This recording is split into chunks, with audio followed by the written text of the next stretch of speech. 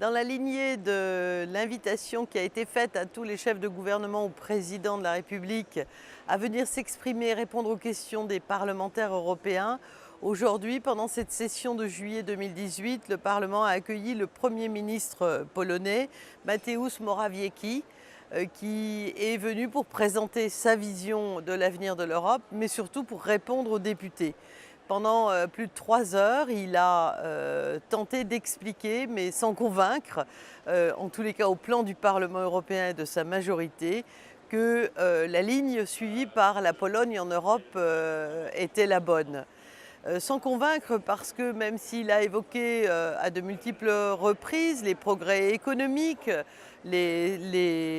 la marche donc empruntée par les Polonais depuis son accession au pouvoir, il a laissé de côté vraiment les questions qui pouvaient être des questions essentielles par rapport à l'Europe, c'est-à-dire celle du respect des valeurs que nous partageons tous comme un socle commun lorsque soit nous avons demandé d'entrer dans l'Union européenne, soit nous l'avons constituée comme les pays fondateurs. Et aujourd'hui, on est nombreux à penser que la Pologne, elle veut le beurre, l'argent du beurre et le sourire de la crémière avec. C'est-à-dire, elle reçoit, elle a reçu beaucoup de fonds européens, mais elle n'entend pas respecter les valeurs fondamentales. Or, l'Union européenne, ça n'est pas qu'un marché en voie d'intégration, ça n'est pas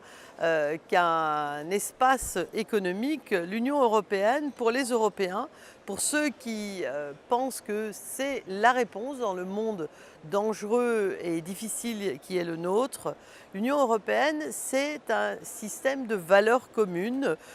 C'est un système où il est impossible que les juges soient sous contrôle, que des décisions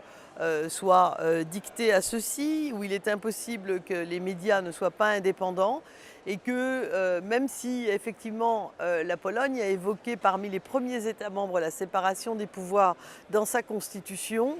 si elle a été très pionnière aussi en matière de reconnaissance du droit de vote aux femmes, eh bien ça ne peut suffire pour